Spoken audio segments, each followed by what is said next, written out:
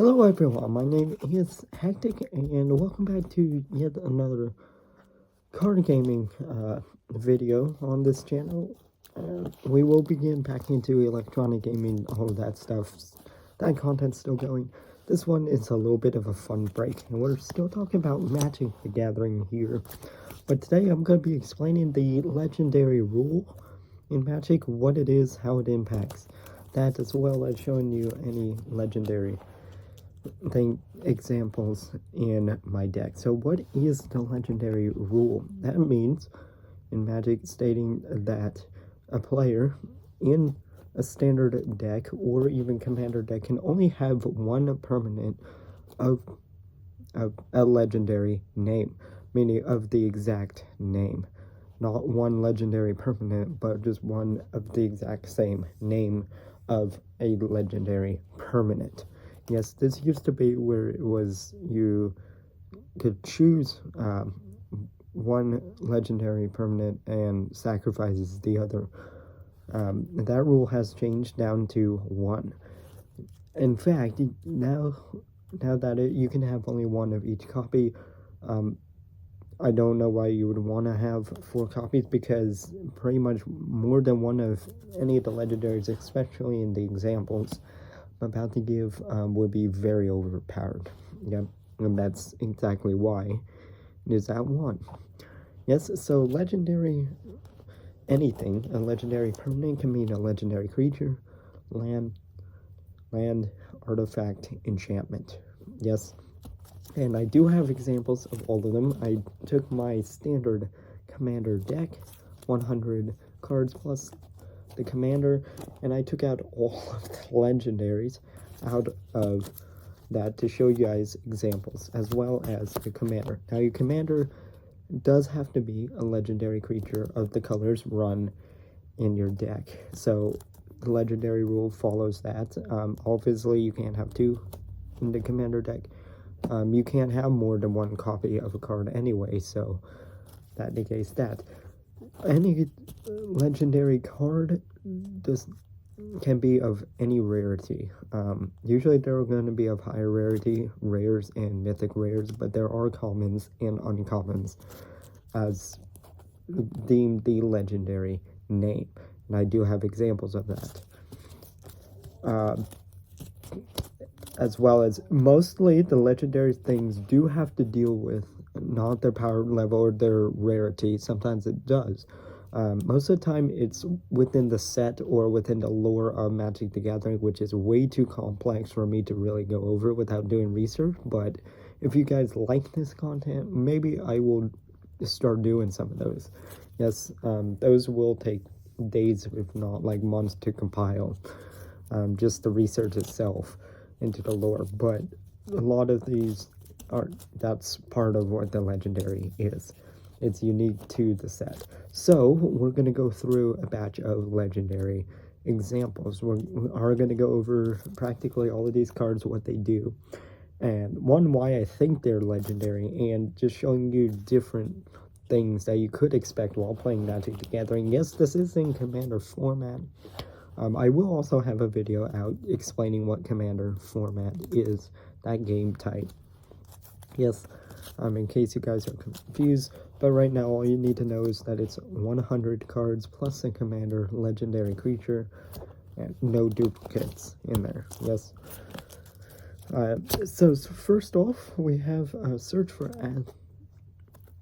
Azkaban. It's a legendary enchantment rare. Yes. This one at the beginning of your upkeep, look at the top card in library. You may put that card into your graveyard. Then if you have 7 or more cards in your graveyard, you may transform this card, which it transforms into a legendary land, which is also a thing here. And that's a 2 mana cost thing. Yes, it's a rare card. Yes. And Azkaban, the Sunken Ruins, is what this, the light glare is horrible on that, but that's what it looks like. And I could tap this to add blue mana to my mana pool, or 2 colorless and 1 blue mana. Tap it and look at the top 4 cards of your library. You may reveal a non-creature, non-land card from among them. Put it into your hand. Put the rest on the bottom of your library in any order. Not an overly overpowered card. Actually, not really an overly powerful card. I'm actually seeing a lot more cards like this these days, right? So that's basically the basis of this. It's rare, I think, because of the storyline in this one, not so much the power. If we look at the flavor text here, the Sunken Ruins houses all of the learning of a long forgotten age. That sounds like that it would be something legendary in that, yes. I can do more. There probably will be a follow-up to this. I did a brief research on that, and that's what got out of what a legendary is. There might be something that I'm missing to signify as that, but there mainly is a lore perspective from it, as well as maybe some power level to it. But that's that one. Next up, I have Niv. I can't even pronounce this one. The Firemind.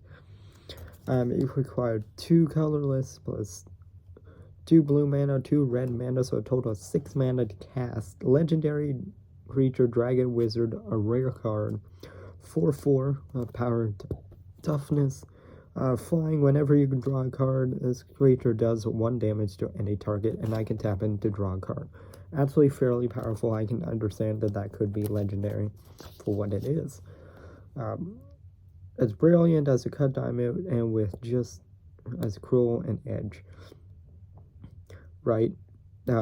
So yeah, that's a legendary into set. It is number 225 out of 322 in that one, so maybe that's where it goes, right? As far as some of these are not blatant to tell why is it legendary in that. There will be a follow-up video because I'm feeling like that I'm missing something here, but this is the knowledge that I know of. I have it written down, my notes that I took from the research. This one, Ujin the Spirit Dragon, is a legendary planeswalker. Most planeswalkers are going to be legendary planeswalkers due to how Magic is set up in its lore. No matter what, this one is a mythic rare from that, and if it's not from its power level known, it is because of that. Actually, this one is because I think of its power level. 8 colorless mana. It's an Ujin plus 2 ability. Ujin the Spirit Down deals 3 damage to any target. A -X exile each permanent with converted mana cost X or less. That's 1 or more colors. That's the overpowered one. It comes in with 7 loyalty counters, by the way. Then -10 loyalty counters. You gain 7 life, draw 7 cards, then put up to 7 permanent cards from your hand onto the battlefield. That's extremely powerful, and this deck, which I'll break into again in another video, deals with a lot of drawing cards and stuff like that. Yes, so this one is extremely powerful.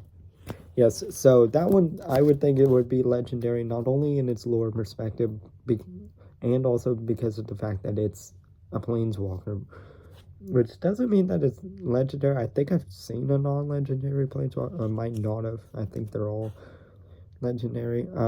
But power level, for sure, that's why it's given the mythic rare rating, I would think. That one, let's go to my commander. The Lotus God requires 1 blue, 1 red, 4 colorless, so a total of 6. To cast, it's a legendary creature god. It's 4/4 flying. Whenever you draw a card, create a 1/1 blue and red insect creature token with flying and haste. And for 4 mana, draw a card, then discard a card. When the Lotus God dies, return it to its owner's hand at the beginning of the next end step. Pretty powerful stuff, yeah. Another mythic rare in there. You can have an uncommon. This one is an uncommon rarity, legendary planeswalker, Saheeli.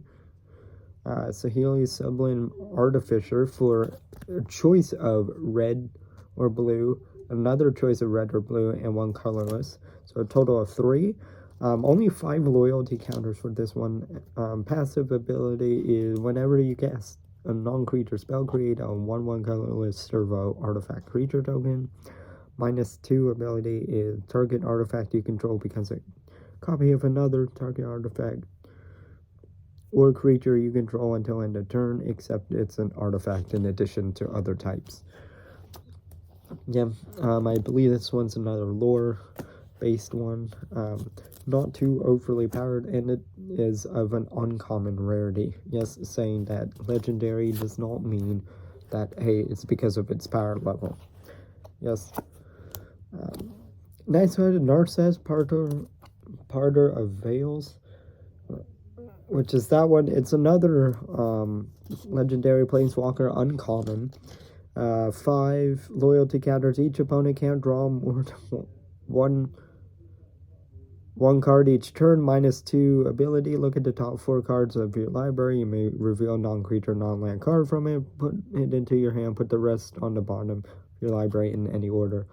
2 blue, 1 colorless to cast. Not overly powerful, yes. But it is a planeswalker, I believe. Now that I think about it, every single planeswalker ever will be saying legendary planeswalker. Yes, that's actually a lore thing. Yes, that I don't think will change. Next up is going to be Psymaster Thopterist. Costs 3 to cast. You see, it's a human artificer, rare, legendary creature. Whenever you cast an artifact spell, create a 1/1 colorless Thopter. Artifact creature token with flying. Then for 1 blue, 1 colorless, sacrifice 2 artifacts to draw a card. Yes, I believe this one is another set or lore-based one. A little bit of foil, rare, legendary enchantment here. Teferi's Ageless Insight for 4 mana. If you draw a card except the first one you would draw in each of your draw steps, draw 2 cards instead. Yeah. Had some benefits, very powerful in the deck that I'm running in. Taikfrit, the Mindful, I showed you this in the other video in there. Yeah, we can't tell what rarity it is. It costs 3 to cast. It's a 5/5 flying indestructible. Legendary creature god. Kefnet, the Mindful, can't attack or block unless you have 7 or more cards in hand. And for 4 mana, draw a card, then you may return a land you control to its owner's hand. So a way to get 7 or more cards in there. Could be power level, also could be set based. Yes, it's a legendary creature. All of the gods and there are going to be legendary that I know of. Yes, as well. And I really think to make these understand, now that I'm thinking more about it, I will try to create lore videos trying to explain certain points. I can't do whole lore videos over a lot of like sets or the creature type because those would be like 40-minute videos each. Yes, Planar Bridge for 6 mana. It's a rare legendary artifact. This one I really love. If not for its power level, I'm surprised. For 8 colorless mana, I can tap this, search your library for a permanent card, put it onto battlefield, then shuffle. Extremely powerful. Yes, it having only the rare marking on that one. So very, very interesting. So you can have legendary artifacts as well. Next one, this guy, I can't pronounce that. Costs 6 to cast, and is legendary creature, weird wizard of a rare rarity. Q4, play with the top card of your library revealed. You may cast the top card of your library if it's an instant or sorcery. And whenever an instant or sorcery spell from your library, whenever you cast an instant or sorcery spell from your library, copy it. You may choose new targets for that. A little bit of power level there, but like I said, lore does take precedence over that. Here is a mythic rare legendary human artificer, Urza, High Lord Artificer. Yes, it's a 1/4. When it enters the battlefield, create a 0/0 colorless construct artifact creature token with this creature, it gets +1/+1 for each artifact you control. I can tap an untapped artifact you control to add blue mana, 5 colorless. I can shuffle your library, then exile the top card, and until end of turn you may play that card without paying its mana cost. Not only is this one a lore based, this one is also power based. I've heard that's why that one's mythic for the cast. And as you see, like legendary, because it says legendary, doesn't mean that it's really, really powerful to cast. I've seen 8, 9, 10 mana creatures that are common rarities that cost a whole lot to cast. Yes. Legendary Valkadin Artificer, Padim Console of Innovation, 1/4, basically saying my artifacts have hexproof, and I can draw a card at the beginning of my upkeep if I control the artifact with the highest converted mana cost. That's Taunos Urza's Apprentice. Before I had to load this god, this was my commander. It's a 2-drop. Yeah, 1 blue, 1 red.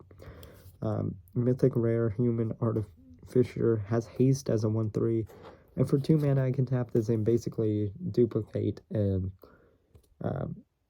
deactivated or triggered ability from an artifact source. Very, very, very powerful thing, and for it being 2 mana, holy cow. Yes, and then Jace, Wielder of Mysteries, legendary planeswalker rare. This one pretty darn powerful, and this is the one where if you have no cards in your library, you win the game.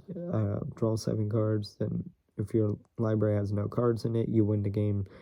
Also allowing your opponent to mill cards. Yep, so those are all the legendaries in this commander deck. That's quite a lot in there, but that gives you a wide range of what a legendary is. And as you can see, there is not one duplicate copy of that. In most of my other decks, I don't think I have duplicates of a lot of legendary stuff. Some I would like to. You can have up to 4 in a standard deck. You can have up to 4 copies of it, except for that the legendary rule applies. You can only have 1 copy. Yes. So that is a big bummer, but you can see that the type and the rarity doesn't matter so much. The power level does matter a little bit. The mana cost doesn't matter at all. You saw varying different mana costs. So that brings it down to, is a lore based? Yes, mainly that's what it is. But some of those more powerful cards can tend to be legendary or of a higher rarity, but not always. Yes, and as you deem from those, all of those are still very, very powerful cards, especially in the deck together, all of those together. Right, so I hope that you guys enjoyed this video and learned something about this. More card gaming, like Yu-Gi-Oh! And Magic videos coming up soon. So let me know what you think of the legendary rule and legendary permanents in general in the comments down below. Did I miss something? Let me know that in the comments down below, and I will see you guys in the next one.